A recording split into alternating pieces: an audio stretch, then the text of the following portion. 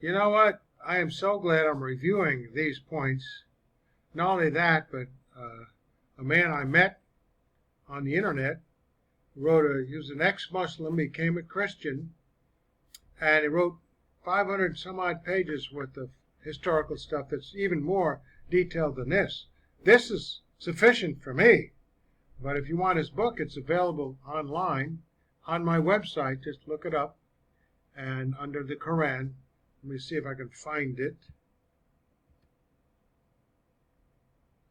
Let's see, let's go here. I'll come back to this, but you can look it up under the Qur'an.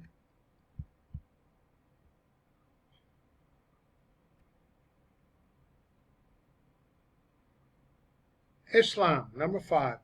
An in-depth study of Islam in Microsoft Word. Just click on it. You can read it online in Microsoft Word or print it out, whatever. It's available. He made it available to me on my website. I'm surprised I haven't been attacked, because this really goes into a huge amount of detail, and all the things we looked at now, the historical contradictions, the complete nonsense, the many different copies, and the claims that are just not substantiated.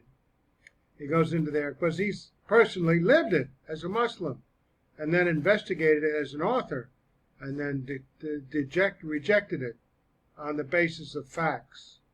In any case, let's go back to G5I, Abdullah ibn Mas'ud's codex, which we looked at into a little bit in the last time. Take, for instance, this codice, a very close companion of the Prophet according to the traditions. And, as we know, it was he who was refused to hand over his manuscript in order to burn it. He went out from Uthman and from all existing copies to be burned. There is much evidence today to show that, in fact, his text is far more reliable than Hafsah's manuscript, which we know to be the one collated by Zaid ibn Thabit. Ibn Mas'ud alone was present with Muhammad when he reviewed the content of the Qur'an every year during the month of Ramadan. How can you get better than that? And yet it was rejected. In the well-known collection of traditions by Ibn Sa'id, we read these words. Ibn Abbas asked, "Which of the two readings of the Qur'an do you prefer?" The Prophet answered, "The reading of Abdullah ibn Mas'ud. Verily the Qur'an was recited before the Apostle of Allah once in every Ramadan, except the last year when it was recited twice. Then Abdul ibn Mas'ud came to him, and he learned what was altered and abrogated." Thus no one knew the Qur'an better than he did. In the same tradition by Ibn Sa'id, he says, "No surah was revealed, but I, Mas'ud, knew about it and what was revealed. If I had known anyone knowing more of the book of Allah than me, I would have gone to him." So Ibn Mas'ud lays claim here to be the foremost authority of the Qur'an, text of the Qur'an. In fact, it is Sayyid Muslim who informs us that Mas'ud knew 70 surahs by heart and was considered to have a better understanding of the Qur'an than the other companions of the Prophet, never mind everybody else. He recited these 70 passages before the Prophet and the companions, and no one disputed with him. In Sahih Bukhari, we read that Muhammad himself singled out Abdullah ibn Mas'ud as the first and foremost authority of the Qur'an. There's a contemporary. According to Ibn Sa'id, Mas'ud learned his 70 surahs while Zaid was still a youth. Thus, his authority should have been greater, as he knew so much of the Qur'an long before Zaid became a man. Author Jeffrey, in his book, points out several thousand variants taken from over 30 main sources. A special note are those which he found between the codex of Ibn Mas'ud and that of Zaid ibn Thabit. He also found that Mas'ud's codex agreed with the other codices which existed at the expense of Zaid's text. While we don't have the same time to go into all the variations, it might be helpful if you could obtain a copy of Author Jeffrey's book, Materials for the History of the Text of the Qur'an. He did his homework. Well, we get enough homework here. According to Jeffrey, Abu Mas'ud's codex was different from the Uthmanic text in several different ways. 1. It did not contain the Fatiha, the opening surah, Surah 1, nor the two charm suras 113 and 114. It contained different vowels within the same consonantal text. 3. It contained Shiite readings. 4. Entire phrases were different, such as 319. Mas'ud has the way of the Hanifs instead of behold the true religion, din of God is Islam. Mas'ud has then Gabriel called to him, of Zechariah, instead of the Uthmanic reading, then the angels called to him as he stood praying in the sanctuary. Differences. And C, only his codice begins with Surah 9 with a Bismillah, while the Uthmanic text does not Bismillah, whatever it means, meaning in the name of God, the merciful, the compassionate. So there are differences. Finally, 5, the order of the surahs in Ibn Mas'ud's codex is different from the Uthmanic text in that Mas'ud's list arranges the surahs more closely in order of descending length. Here we go. I don't know what that makes a difference, context, but this is more about how many words. Well, G5II, Ibn Ka'b's codex. Ka'b's codex has also had variations, though there are those who disagree. It seems to have been less important than Mas'ud's, as it was not the source of any secondary codices. It included two surahs not found in the Uthmanic or Mas'ud text, the Surah al-Kal with 3 verses and the al-Haft with 6 verses. So al-Fadl B. Shadham is said to have seen a copy of Ubay's 116 surahs rather than the 114 of Uthman's in a village near Basra in the middle of the 3rd century. The order of surahs in Ubay's codex is said to have differed from that of Uthman's. In any case, we have some significant differences. Way back in the 3rd century.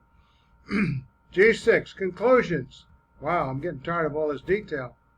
You know, you only have to bring up so much, but this is good. You have all of this, and you have the other sources of this author's work, J's work, to go to, which he used as well. These variations in the codices show that the original text of the Qur'an cannot have been perfect. The fact that a little-known secretary, Thabit, was chosen as the final arbiter of the Quranic text points to possible political interference. The admission by this secretary that the task of collating the verses was unduly daunting and his consequent pronouncement that one verse was initially missing from the finished text, while another verse, according to authoritative sources, is still missing, the stoning verse, puts even more suspicion on its authenticity. On top of that, the many variations which exist between Zaid's text and those of supposedly more authoritative collators, which many were burned by order, Mas'ud and Ka'b, can only add to the perception of many today that the Uthmanic Quran, which we supposedly have today, leaves us with more doubt than assurance for its authority as the perfect Word of God. Yet, that is not all. Oh boy. We also know from Muslim tradition that the Uthmanic Quran had to be reviewed and amended to meet the Caliph's standard for a single approved text, even after Uthman's death. This was carried out by al-Hijaz, the governor of Kufa, who made 11 distinct amendments and corrections to the text, which were later reduced to 7 readings. Wow. If the other codices were in existence today, one could compare the one with the other to ascertain which could claim to be the closest to the original. Even Hafsah's copy, the original from which the final text was taken, was later destroyed by Mirwan, the governor of Medina. But for what reason? Does this act not intimate that there were problems between the other copies, possibly glaring contradictions, which needed to be thrown out? Can we only believe that the rest were destroyed simply because Uthman wished to only have one manuscript which conformed to the Quraishi dialect? If indeed such a dialect existed, we have no record. Why then burn the other codices? If, as some contend today, the other codices were only personal reminiscences of the writers, then why did the Prophet give those codices so much authority during his lifetime? Furthermore, how could Uthman claim to judge one from the other now that Muhammad was no longer around?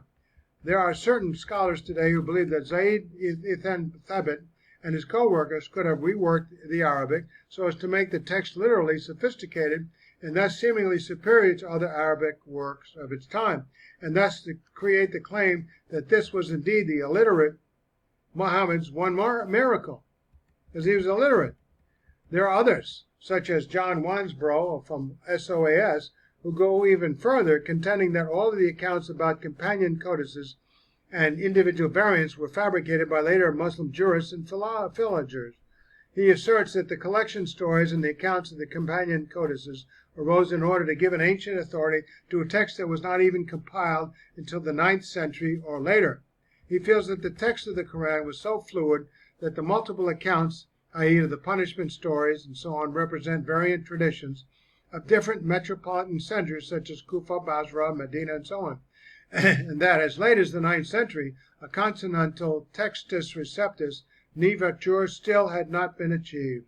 Today his work is taking on greater authority within scholarly circles. Unfortunately, we will never know the real story because the originals, if indeed they ever existed, which could have been told us so much more, were destroyed, as we have all we have are the copies written years after the originals by those who were then ordered to destroy the originals. These are therefore no manuscripts to compare with to give the current Quran authenticity as we have with the Bible. Remember, a lot of Bibles were destroyed by Rome, yet we got some that were hidden, and we compare those, and some that were destined for destruction because they were so old. We compare that to the ones in Alexandrian tradition, and we have unbelievable corroboration. No matter where we go, tens of thousands of documents. Here we have only supposedly one. The others were destroyed. Why? For those who may wonder why this is so important, let me provide an example.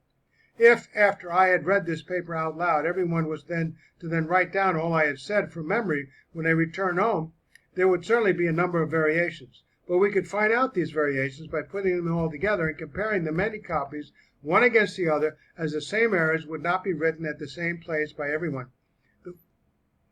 The final result would be a rendering which is pretty close to what I had said originally. But if we destroyed all the copies except one, there would be by no means of comparing, and all precision would be lost. Our only hope would be that the one which remained was as close to what I had said as possible. Yet we would have no other rendering, for example, to really know for sure, unlike the Bible. Consequently, the greater number of copies preserved, the more accurate we would have of the original text. The Quran has only one doctored manuscript to go on, while the New Testament has over 24,000 manuscripts in existence, plus 55,000 other copies. Especially the entire New Testament could be reconstructed to a matter of just a few words that were not there, but corroborated by the letters that the early church fathers wrote to one another, citing what they thought was the original text of the scriptures, of the New Testament. So from a variety of backgrounds from which to compare, can you see the difference? No. Yes, in the Bible, yes, 24,000 plus. It is therefore quite clear that that which is known as the textus receptus of the Quran, the text considered authoritative in the Muslim world today, cannot lay claim to be the textus originals, the genuine original text. The current Quranic text, which is read throughout the Muslim world, is merely Zaid's version, duly corrected, which is necessary where necessary, and later amended by al-Hijaz. Consequently, the official text as it currently stands was only arrived at through an extended process of amendments, recensions, eliminations, and an imposed standardization of a preferred text at the initiative of one Caliph, and not by prophetic direction of divine decree, and then a massive burning of everything else that existed.